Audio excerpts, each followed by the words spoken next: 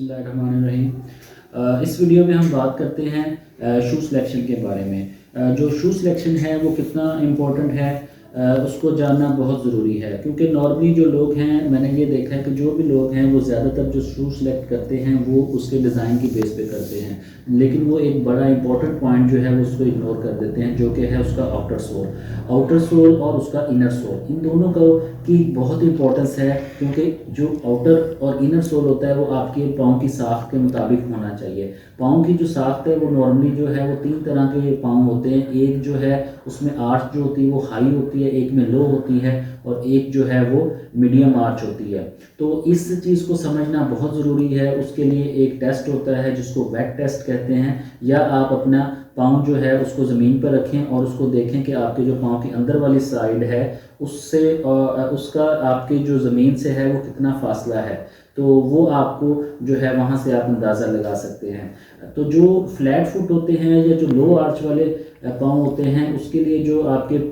Shoes है उसका अगला हिस्सा थोड़ा ब्रॉड होना चाहिए और उसकी जो थोड़ी सी 1 से 2 सेंटीमीटर हील होनी चाहिए। इसी तरह अगर हम जो है दूसरा हाई आर्च वाले शूज़ की बात करें, तो उसके लिए ये होता है कि आपका जो शूज़ का जो अंदर वाला हिस्सा होता है उसमें थोड़ा सा वेज होना चाहिए या थोड़ा सा उभार होना चाहिए। तो इसी तरह जिन लोगों को एड़ियों में दर्द होता है उनको चाहिए कि थोड़ी सी शूज़ की हील बढ़ा दें, ताकि आपकी जो बॉडी वेट है वो अगले पंजे पे शिफ्ट हो जाए। इसी तरह स्पेशली जो ख़वातीन हैं जो हाई हील्स पहनने की जो शौकीन हैं, उनको चाहिए कि वो अपना पेंसिल हील के बजाय वेज हील को तरजीह दें, क्योंकि उससे ये होता है कि आपका जो वेट है वो इक्वली डिस्ट्रीब्यूट हो रहा होता है पूरे पाँव पे। जबकि जो पेंसिल हील है उससे ये होता है कि आपका पूरे का पूरा बॉडी वेट जो है वो पंजे पे शिफ्ट हो जाता है और उससे आपको बहुत ज़्यादा मसाइल होते हैं। इसी तरह अगर हम बात करते हैं जो लोग ज़्यादा देर स्टैंडिंग वाली जॉब्स में होते हैं, जैसे कि कोई भी जॉब है जिसमें उन्होंने ज़्यादा देर अपनी जो है स्टैंडिंग में रहना है, तो उसको चाहिए कि वो शूज़ की जो सिलेक्शन है वो बहुत एहतियात से करें। एक कंफर्टेबल शूज़ होना चाहिए जिसका जो सोल है वो बड़े ही नरम हो और वो जो है थोड़ा सा इस पोजीशन में होना चाहिए, यानी कि एक वेज शेप में होना चाहिए, पाँव पीछे से उठा हो और थोड़ा सा उसको एक स्लोप में उसका जो है वो आउटर सोल होना चाहिए। तो इसी तरह अगर हम बात करते हैं फॉर्मल शूज़ की, तो जो लोग ऑफिस में ज़्यादा देर जिनका बैठने का काम है, वो लोग फॉर्मल शूज़ यूज़ कर सकते हैं, जो कि जिनका, क्योंकि उसमें आपने ज़्यादा चलना फिरना नहीं होता। तो इसलिए जो शू सिलेक्शन है, इसी तरह जो लोग स्पोर्ट्स से रिलेटेड हैं, जिनका जो एथलीट्स हैं, तो उनके लिए तो बहुत ही ज़्यादा इम्पोर्टेंट होता है कि उनका जो शूज़ है वो कितना कंफर्टेबल है, और उसमें वो सबसे इम्पोर्टेंट चीज़ ये देखते हैं कि उसकी स्टेबिलिटी कितनी है, उसका जो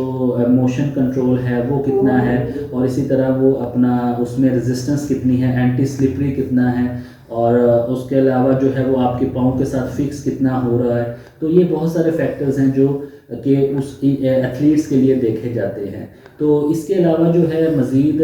आपको कुछ मालूमात चाहिए, क्योंकि हर प्रोफेशन जो है उसके लिए शू की डिमांड डिफरेंट होती है। तो आपके प्रोफेशन के लिहाज से और आपकी जो लाइफ स्टाइल है उसके लिहाज से शू सिलेक्शन जो है वो बड़ा मैटर करती है। अगर आपका शू राइट है, आपके प्रोफेशन की डिमांड और आपकी बॉडी टाइप के मुताबिक है, तो आप बहुत सारे foot problems, ankle joint problems, even lower back pain और hip joint pain, knee joint pain, इन सब से आप बच सकते हैं। इसमें स्पेशली जो मैं कहना चाहता हूँ कि जो आर्थराइटिस के लोग होते हैं, जिनको नी आर्थराइटिस होता है, उनके लिए शू बड़ा इंपॉर्टेंट होता है। वो फॉर्मल शूज़ नहीं पहन सकते, उनको चाहिए कि वो जॉगर्स का इस्तेमाल ज़्यादा से ज़्यादा करें, उससे उनकी जो नी जॉइंट पेन है वो काफ़ी कम हो जाएगी। तो इसके अलावा अगर मज़ीद मालूमात आपको चाहिए तो हमारे इस नंबर पर रब्ता करें या हमारा चैनल सब्सक्राइब करें, तो इंशाल्लाह आपको मज़ीद आपकी मालूमात भी में इजाफ़ा होगा और इंशाल्लाह आपको मज़ीद वीडियोज़ भी इस चैनल पर मिलती रहेंगी। Thank you very much.